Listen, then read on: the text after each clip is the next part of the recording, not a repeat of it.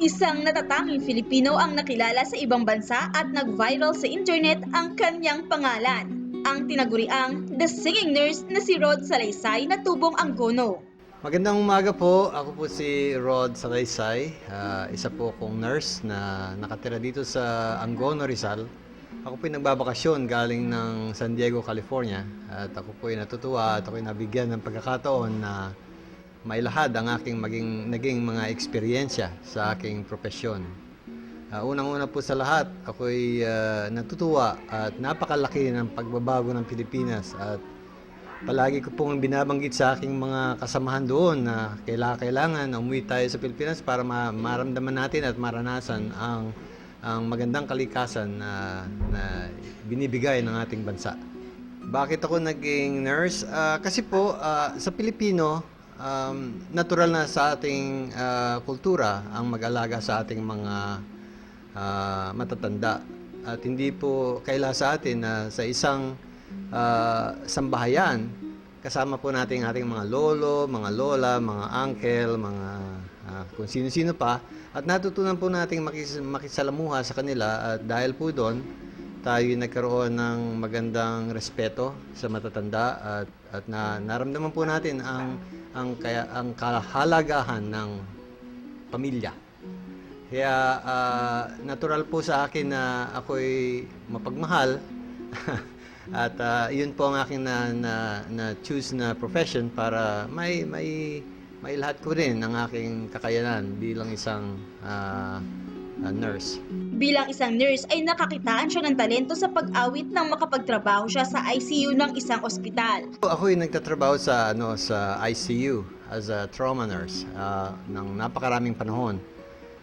Ang mga pasyente po doon agaw buhay na sa karamihan. At doon dahil nagtatagal sila sa kanilang pag-stay sa ICU, nakilala mo ang mga pamilya, nakilala mo ng gusto ang pasyente, at naging komportable sila sa iyo bilang nurse nila. Mayroong mga pagkakataon po na gusto kong ibahagi ang aking gift of music. Kaya isang araw, dinala ko po ang aking gitara noon at ako'y kumanta sa aking pasyente. At natuwa po ang lahat na nakapakinig dahil hindi po ordinary yung nangyari na yon. Kaya ako'y na-encourage na since then, dinadala ko po ang aking gitara o aking ukulele sa bedside upang magbigay kasiyahan at makalimutan nila ang kanilang mga karanasan na hindi maganda at mapalitan yon ng isang awitin o mga istorya na aalis sa mga masasamang karanasan o hindi magandang karanasan na kanilang nararanasan noong mga panahon na yon. At nais ko po sana maka-inspire sa mga nanonood na sana kung meron kayong gift o kahit na ano lang na may tutulong nyo tungkol sa mga taong nangangailangan, you could always make a difference by sharing whatever you have. At sa akin pong sitwasyon, dahil mahilig po ako sa musika, yun ang nakapagpapabago at nakapagpapasarap ng pakiramdam kung may share ninyo ang iyong gift. Kaya nung ako po'y kumanta sa isang pasyente sa ospital na lamang po ng isang studio sa San Diego na, oh, wow, that's different. So they tried to make arrangements so they could film me. At pumayag po yung pasyente ko na kinantahan ko na may film din siya. At nakita po ng CNN na isang hindi pangkaraniwan ang nangyaring yun. Kaya ako po yung nagagalak. At kahit pa paano, I have my 2 minutes of fame dahil sa aking naging karanasan. At syempre, di namin pinalagpas na handugan kami ng isang awitin gamit ang kanyang ukulele. Ito po yung isang awitin ko na nilikha. Ang pangalan po nito ay Heartstrings. At ito po isang instrumental na musika na pangkaraniwan po na aking isine-share sa aking mga nagiging pasyente. Gusto ko po i-share ito sa inyo ngayon.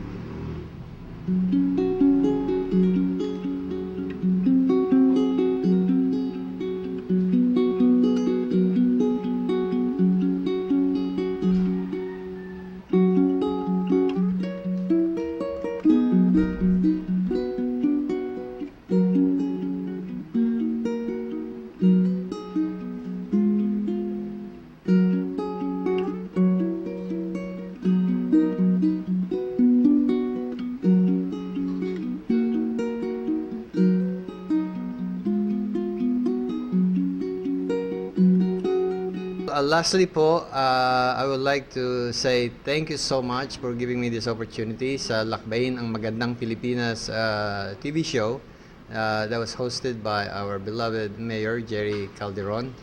Napakaganda po ng pagbabago ng ating bayan ng Angono at comparable po sa mga vicinity ng Rizal. Isa po tayo sa mga frontrunners ng kaunlaran. At kung sana po ay magpatuloy ang ating pagbabago tungo sa para sa ikagaganda ng susunod na mga henerasyon. At ang aking pong huli sanang hiling ay kung meron kayong special talent, i-share niyo po sa iba dahil yan po ang makapagbibigay ligaya at makapagpapataba ng inyong puso. Salamat po. Ang Pilipinong The Singing Nurse na si Rod Salaysay ay isang halimbawa na ang pag-aaruga sa kanyang pasyente na kanyang inaawitan ay isang paraan na sa kanilang kalagayang tinatamo ay maibsan man lang kahit na panandalian ang kanilang lumbay na nadarama.